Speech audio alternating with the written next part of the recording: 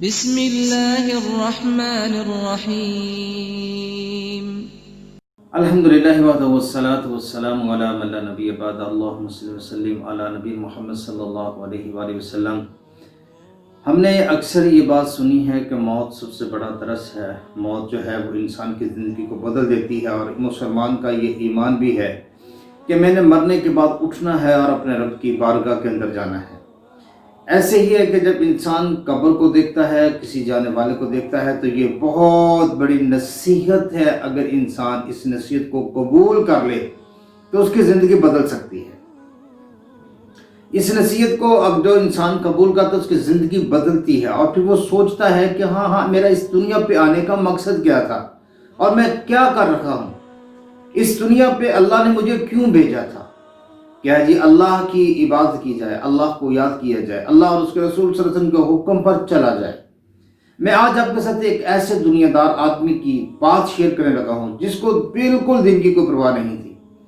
وہ دنیا کی لگن کے اندر مگن تھا، ہر وقت گانے سننے، فلمیں دیکھنے، ڈرامے دیکھنے اور ادر معاملات کے اندر مصروف تھا۔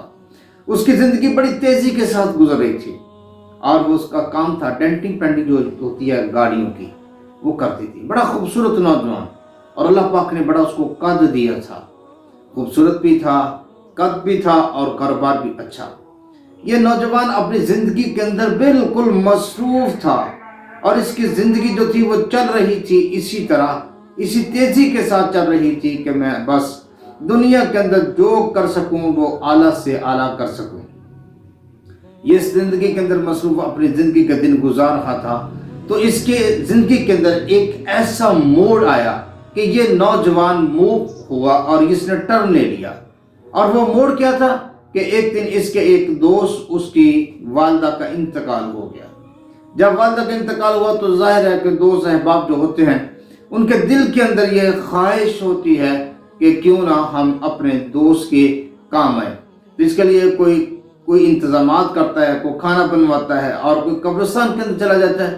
اور یہی دوست کے ساتھ ہوا۔ اس نے بھی سوچا کہ میں کیوں نہ اپنے دوست کی ہیلپ کروں، اور اس نے دوست کی ہیلپ کرنے کے لیے یہ قبرستان کے اندر گیا اور اس کی والدہ کی قبر کو بنایا۔ قبر کو جب بنا دیا تو بنانے کے بعد مکمل تیار ہو گئی۔ اب جنازے کا پتہ چل گیا، جنازہ اتنے بجے ہے۔ تو اب باتیں ہو رہی تھی کہ ایک دوست نے کہا، کاشف، اس کا نام کاشف تھا، اس نے کہا کاشف آپ یار ایک چھوٹا سا کام تو کرو۔ اس نے کہا کیا؟ اس نے کہا آنٹی کو، خالہ جان کو یہ قبر پوری آئے گی کہ نہیں آئے گی؟ خالہ جان کا قد بھی آپ کی طرح تھا، لہٰذا تم قبر کے اندر اتر کر دیکھو تو صحیح کہ یہ قبر آنٹی کو پوری آ جائے گی۔ اب یہ جو کاشف ہے یہ لحد کے اندر اتر کر یہ جو ہے قبر کے اندر لیٹتا ہے۔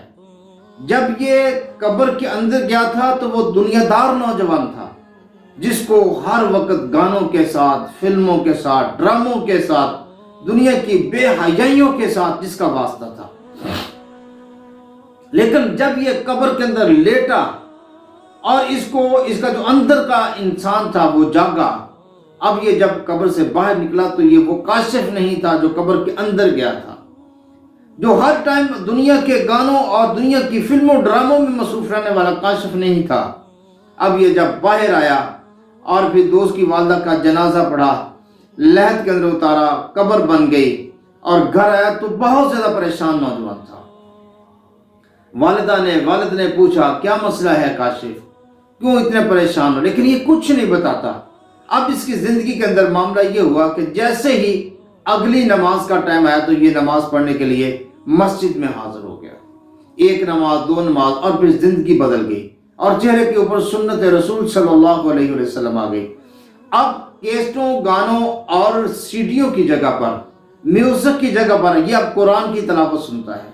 باپ حج کے لیے نکلنے لگا تو اس نے سارے خاندان کو بلایا، سارے خاندان والے ملے، اور آخر کے اندر اپنے بیٹے کو ملا۔ بیٹے سے کہنے لگا بیٹا کوئی چیز منگوانی ہے تو مجھے بتا دو۔ تو بیٹا کہتا ابا جان اگر ابھی بھی کوئی رہتا ہے تو اسے بھی ہم مل لیں، آخر پہ میں نے ایک بات آپ سے کہنی ہے، اور وہاں جا کے حرم شریف میں آپ نے سب سے پہلے وہ کام کرنا ہے۔ باپ کہتا ہے میرا بیٹا تھا، میں نے کہا کوئی بات نہیں، جو آخری لوگ بھی تھے میں انہیں ملا اور آخر میں بیٹے کو ملا. میں نے کہا بیٹا اپنی خواہش بتاؤ کیا لے کر آؤں آپ کے لیے. کہنے لگا ابا جان میں نے سنا ہے کہ جو آدمی کعبۃ اللہ جائے, حرم شریف میں جائے اور اس کی پہلی نظر بیت اللہ شریف کے اوپر پڑ جائے تو اللہ پاک جو ہے اس کی اس دعا کو اس وقت جو بھی دعا کرتا اللہ قبول کر لیتے ہیں. تو آپ نے میرے لیے دعا کرنی ہے کہ اللہ مجھے دین پر موت دے. سبحان اللہ, اللہ مجھے دین پر موت دے, شہادت کی موت مجھے مل جائے. میں بہت پریشان ہوں قبر کی زندگی سے کہ اگر اعمال کر کے اس قبر کے اندر نہ گیا تو معاملہ پریشان ہو جائے گا.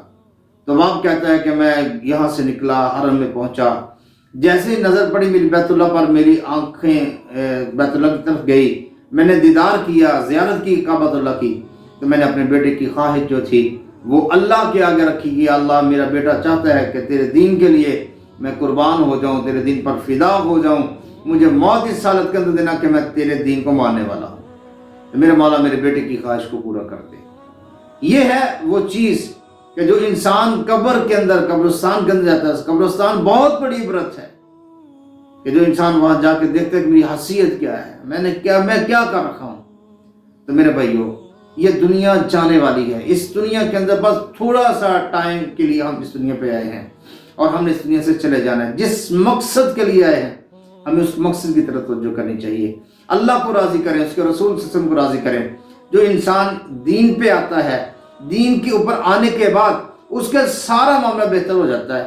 وہ بہتر کیا ہوتا ہے کہ اس کے اخلاق میں بہتری آتی ہے, اس کے کاروبار میں بہتری, اس کے دوسرے نظام میں بہتری آ جاتی ہے. اللہ سے دعا کرتا ہوں اللہ مجھے آپ کو سننے کی توفیق عطا فرمائے. وما علینا الا البلاغ المبین.